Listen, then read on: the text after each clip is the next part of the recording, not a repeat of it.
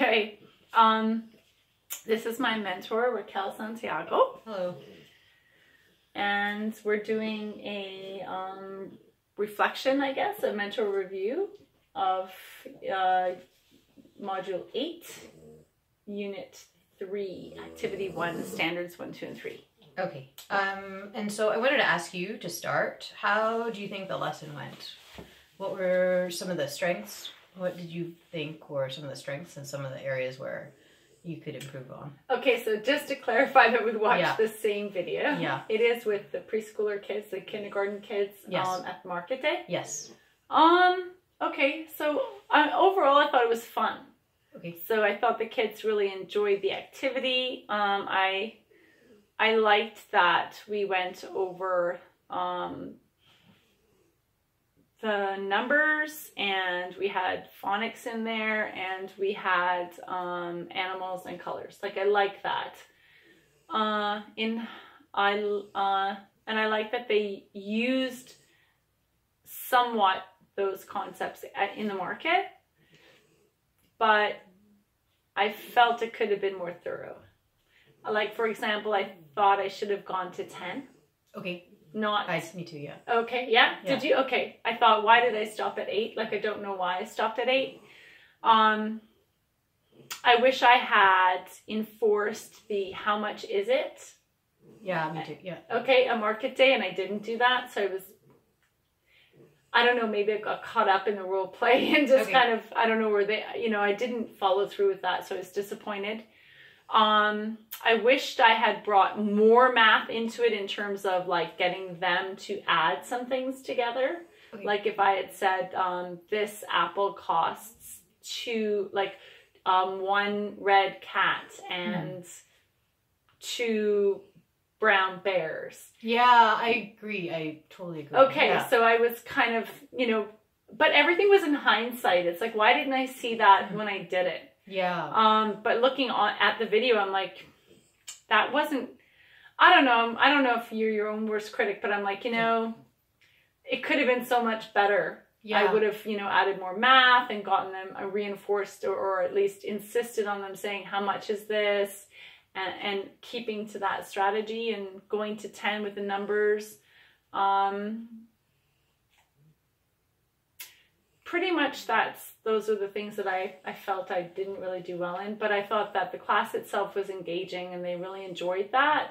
I just wished I had, enforced those. Yeah, I agree. I think it's definitely looked like they had fun, but like tying all those pieces together at the end, and maybe it's like where the lesson planning comes in, thinking about what do I need them to do by the end, right, and how many times can I get them to say this, practice this. Repetition. And so, tying that in every single piece, getting them to practice that over and over and over again, I think that would have made it much, much stronger. So yeah, I agree with everything that you just said. And then I wanted to go over, I guess, each of the standards. In standard 1, learner development, I had you at basic developing for a few reasons, in that you do understand, but it wasn't consistent in that, for instance, I wanted them to do more student talk, like more talking, like practicing those concepts, right? Practicing the things that they had learned. But I did really like how you did ask them about the market, and it seemed like they kind of knew, but also we're talking about the supermarket, so you clarified that misconception. I did clarify that, yeah, because I thought they were talking about the supermarket, because not many of them would probably know an open market, but okay, I like what you're saying there, but I also thought about getting them to kind of repeat things, but then I didn't want to lose the authentic feeling of that it was kind of role play instead of a class. Yeah. So I was trying, I don't know, but no, I get it. Like, yeah, we should have, that's what I meant by saying I wanted them to go over, like, how much is it? Yeah. And maybe, within the role play at the very end, at the cash register, they can ask, how much is this? Exactly. For every single item. For every single item that they have. And they're like, I have 5 items and they had to count them. Exactly. And this item is yellow. That totally fell apart in a way. Like, yeah, it totally fell apart. Like, yeah, it didn't just like tie it all together. But yeah, I thought other than that, it would have made it a lot stronger. Okay, yeah. Absolutely. Yeah. Okay. In that area. Okay. And then for learner differences, did I miss something here? Okay. It seemed like you definitely showed that the students were valued. You were very warm towards them, which is great. But for proficient, it says helps them to respect each other, and there wasn't enough evidence of that. I felt. I don't know if I did any of that. So maybe I have a suggestion, like maybe having like while one person is speaking, okay, now we're looking at that person and now we're listening for what they're saying, and can you add to what that person just said, or if you think the same thing, can you give a thumbs up or something? So then it shows that they're listening to each other and that they value each other's ideas too. It might be a way to kind of like we actually do that in our class. Yeah, okay. We do thumbs up if we can hear you. Right. I guess I could have done that when they were in line, and they weren't in a really good line. If you look at that video, they weren't in a really good line. Like they were kind of all wanting to kind of get in at the same time. Okay. I guess I could have done that. I could have gotten them to stand in line, listen to what everyone else is saying first, and take turns. Yeah. Okay. Yeah. Okay.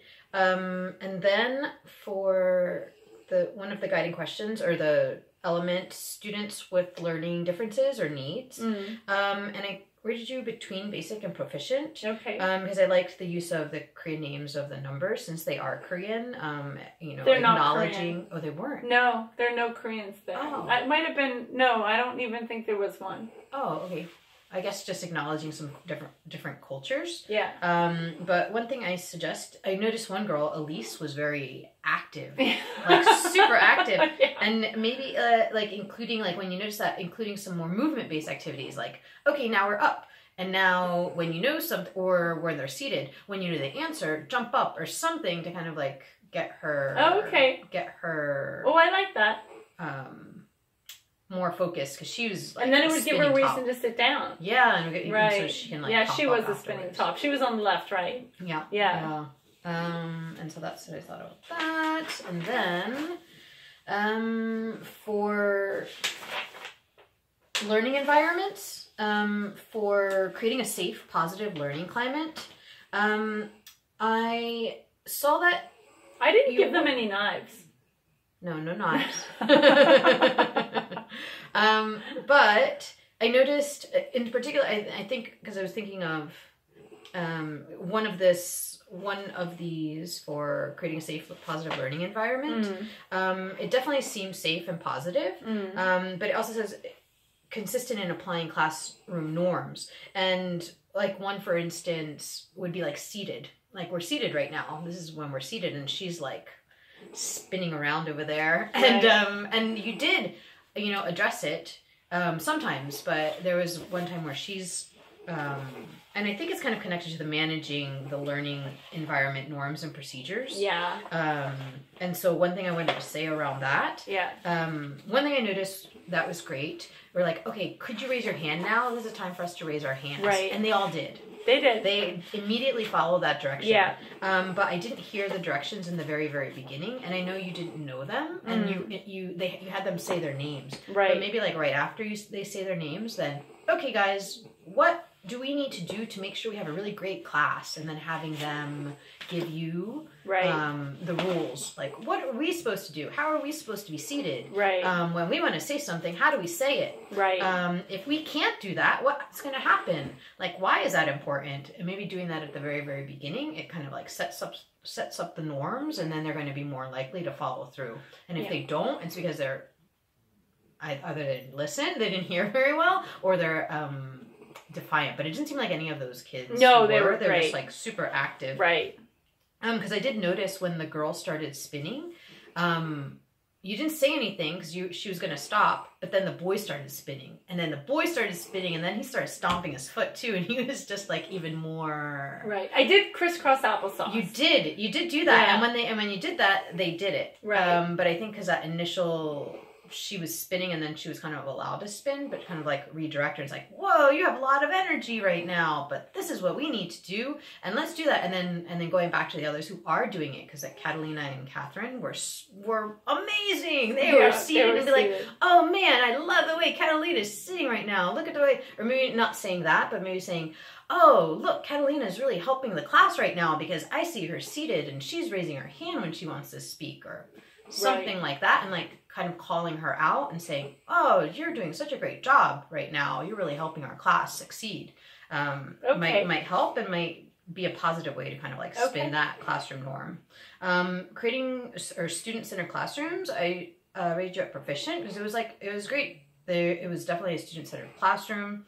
It was very student-friendly. I even really liked with Elise, oh, your spot is going to get cold if you keep going away from your spot. Right. I really like that. Also, they were able to make choices regarding the items they can buy at the store, which I think kind of like shows that as well. Yeah, I think that's it. Oh, one more thing, because I've been learning about mindsets and like growth and fixed mindsets. Yep. And there was a comment that you made, oh, you're so smart. And so what they're saying is that when you make a comment like that, oh, you're so smart, it actually encourages them to have a fixed mindset and to think, oh, I'm smart. You know, it's because it's this natural ability that I have. It's not because I have to work really hard for it. Oh. It's more like this is something that's inside of me, and it makes them actually more scared to try different things and to challenge themselves because they're afraid of not being smart anymore. So when you say things like that, you're so smart. Oh, gosh, you're just a talent at this. You have such a talent for this. They start feeling that. How do they know what a talent is, though? I guess like the intuition. I'm not sure. Maybe at that age. But like by saying those things, like we want to compliment them. We want to say, "Wow, that was really, that's a really smart idea," or things like that. But instead of saying things like that, like, "Oh, it shows that you were really thinking really hard right now," or "That's really creative." It seems like I'm trying to think of like how we might phrase that. What age is this? For all ages. Okay. Yeah. But kind of showing that they were able to come up with this through their effort, and that their effort is going to pay off and help them succeed. Okay, I'm going to think about that. I'm not. Yeah. I don't know. Okay, I wasn't very convincing. I'm so sorry. Not really, so I'm gonna find some more. Think about that because I don't know how kids at certain ages can know what smart means or where that idea comes from, or the idea of being creative, or I don't know if they even understand any of those concepts. So, but I can see like giving them a fixed mindset totally. So I'm gonna think about that and see if there are other ways that I can come up with saying something else to them that wouldn't give them a fixed mindset. I will give that to you. Okay, cool. Okay, I have something for that. I'm sorry, I can't think of that right now. It's okay, but I'm just like, I don't know how they would understand any of those concepts at certain ages. Like, especially like you're so creative. Like, what do they even know about that? Or you're smart. Where would they even know what that means or where it comes from? Yeah. Totally get that though. Like, so I want to think about, absolutely different ways. Not to, actually one of the teachers on my program in our cohort was, we were doing similes and metaphors. We were doing similes. And I think one of the students, I'm not sure who it was, who had said like, had used a mouse in reference to a simile that wasn't a commonly referred, like we wouldn't have used a mouse in that way. Yeah. And I was like telling them that we should be making similes where it's kind of a commonality where everyone kind of understands. Like a mouse is quiet and, elephants are large and these are just kind of things. And he was saying you shouldn't pigeonhole them into like thinking a certain way about something. And I thought, you know what, you're right. Yeah, you're right, because you actually don't even know what kind of a simile they could come up with. Yeah. You can make a whole new simile if I hadn't, kind of narrowed them down into that framework. So I got that. And that's kind of the same idea. So definitely. I have to, got it. Okay. And that was it. That's all I had to say. Yeah. That's it? Yeah. Okay. That's it. You're tough. Sorry. High five. Okay, that's it. Yep, that's it. All right, cool. Oh, it's 14 minutes. That's long.